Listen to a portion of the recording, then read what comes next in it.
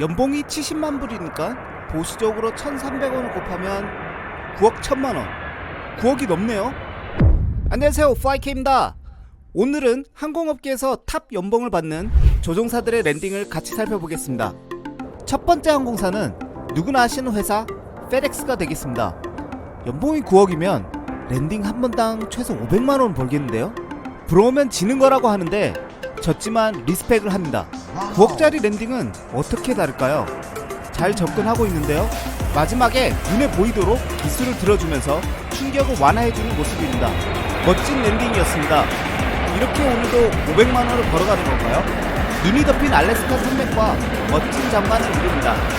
이날 추워서 촬영하는데 애 좀 먹었습니다.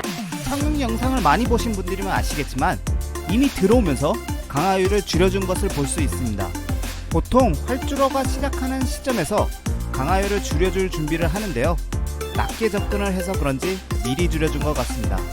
목표 지점이 여기인 것을 아시면 여러분들도 쉽게 추론할 수 있습니다. 조종사의 최종 목적은 안전한 랜딩이기 때문에 여러 요소를 잘 극복하고 내린 모습입니다. 2023년 미국 항공사 캡틴 12년차 연봉을 살펴보면 모두 30만 불을 넘는다는 것을 보실 수 있습니다. 아까 70만 불이라고 언급했는데 왜 30만 불밖에 안 되냐고요? 방금 보여드린 표들은 비행이 없어도 항공사에서 보장해주는 연봉이고요. 연봉 이외에도 장거리 수당, 야간 수당 등 여러 수당들이 있으며 쉬는 날이거나 대기하는 날에 비행 요청을 하면 평소 비행 수당보다 두세 배 가량을 지급한다고 합니다. 이 모든 것을 포함하면 70만 불 이상의 연봉이 됩니다. 이에 반해 우리나라 메이저 항공사 기장님들은 30년 차에 이것저것 다 붙여서 최대로 받을 수 있는 연봉이 2억 5천만 원 정도라고 알고 있습니다. 거의 퇴직할 때죠. 적은 돈은 아니지만 미국 메이저 항공사와 비교했을 때는 거의 4배나 차이 나는 것을 알 수가 있습니다. 실력으로 보여주겠다는 아시아나 기장님이 앞선 페덱스보다 멋진 랜딩을 선사합니다. 2배 차이도 많이 나는 것이긴 하지만 4배 차이는 너무 많이 차이 나는 것 같네요. 우리나라 메이저 항공사 조종사들도 국제적 기준에 맞게 처우가 개선되길 희망합니다. 여기서 플레이를 하는데요.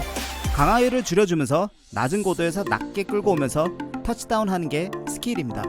높은 고도에서 플레이를 하면 하드 랜딩의 가능성이 높아지지만 낮은 고도에서는 그 위험성이 낮아집니다. 미국 항공사 조종사들이 더 많은 비행을 해서 연봉을 더 많이 받는 거 아니냐라는 의문을 가질 수 있는데요. 미국은 FAA, 즉 미국 연방항공청의 제안을 받는데요. 연 1000시간의 비행시간을 넘을 수 없으며 한국 또한 같은 규정을 적용하고 있습니다. 이번에도 미국 화물항공사 칼리타 747이 되겠습니다. 이제 보잉 747기는 생산을 하지 않으니 많이 아쉽긴 하네요. 전세계 대통령들이 전용기로 쓸 만큼 멋진 항공기인데 말이죠. 좀 높은 곳에서 플레이를 하는 것 같은데요. 고개를 점진적으로 들면서 접근하고 있습니다. 일정한 강하율을 유지하면서 터치다운을 합니다. 우려와 달리 나이스 랜딩을 하였습니다. 속도가 좀 빨라 앞바퀴가 빨리 떨어지지 않는 모습이네요. 보잉 747기의 랜딩은 매번 봐도 웅장하면서 가장 멋진 항공기라고 생각합니다. 이번 랜딩은 조금 높은 곳에서 플레이를 한 것처럼 보여지는데요. 그럼에도 불구하고 멋진 착륙을 할 수 있었던 이유는 높으면 높은 대로 조종사가 목표 지점을 바꾸고 무엇보다 수동으로 파워를 조절하기 때문에 에너지를 조절하면서 내려온 것으로 판단합니다. 대부분의 보잉 항공기는 자동으로 파워가 빠지거든요. 747도 옵션이 있지만 경비를 아끼는 회사 입장에서 많이들 선택 안 하는 걸로 알고 있습니다. 미국 항공사들도 많이 받지만 중동 항공사들도 많이 받습니다. 평균 연봉은 19만 불을 받고 집세로 5만 불까지 해서 24만 불입니다. 그렇게 차이 많이 안 난다고 하시는 분들이 계시겠지만 세후 연봉입니다. 우리나라 세율로 고려해서 대략 계산해보면 5억 원가량 나오고 미국과 중동은 정규직입니다. 여기에서 보시면 대부분의 국제항공사는 미국과 비슷한 급여를 받는다는데 아직 우리나라는 해당이 안 되는 것 같네요. 연봉은 국제적 기준에는 아직 한참 못 미치지만 우리나라 조종사들이 어디에 내놓아도 꿀린다고 생각하지 않습니다. 마침 대한항공 777기가 들어오네요. 안정적으로 들어오다가 바람에 살짝 밀려 수정해주는 모습입니다. 여기서 플레이를 하죠. 2단 플레이까지 했고요. 강하율을 다시 조정해주고 그 다음에 터치다운까지 하는 모습입니다. 잘 내리지 않았나요? 엔진 역추진과 스포일러로 속도를 감축하는 대한항공입니다. 제가 상대적으로 연봉을 적게 받는다고 해서 그런가요? 멋진 실력을 보여줬습니다.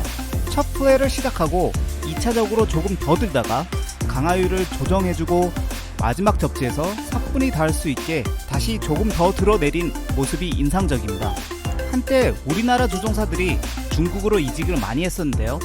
계약직이긴 하지만 가까운 베이징 채용 공고를 보면 한 달에 28,000불을 제시하고 있습니다. 연봉으로는 33만 불 6,000불인데요.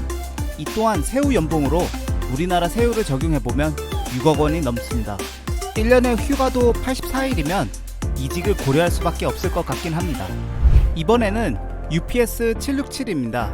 우리나라 기장님들이 30년 차에 최대 2억 5천만 원까지 받을 수밖에 없다는 사실을 알고 보니 조금은 부럽기도 합니다.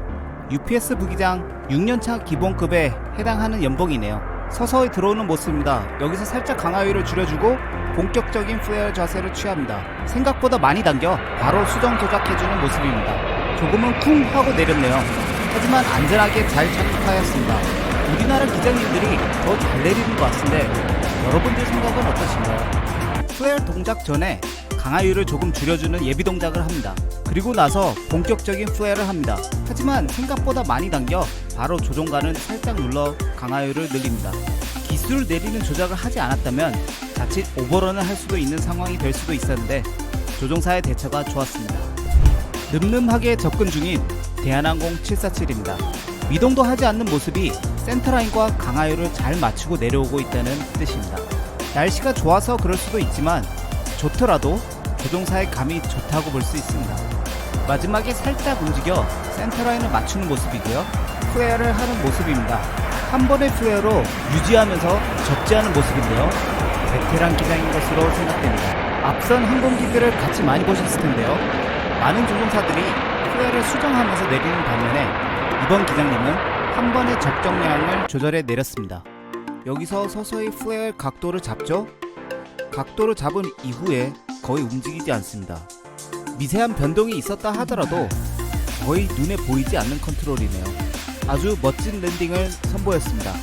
오늘은 이렇게 국내 메이저 항공사와 미국의 메이저 카고 회사의 연봉과 랜딩을 알아보았는데요. 우리나라 조종사들이 절대 실력 측면에서는 밀리지 않는다는 것을 볼 수 있었습니다. 여러가지 이유가 있겠지만 우리나라 조종사들에 대한 처우도 점점 개선되길 희망합니다. 파이키였습니다.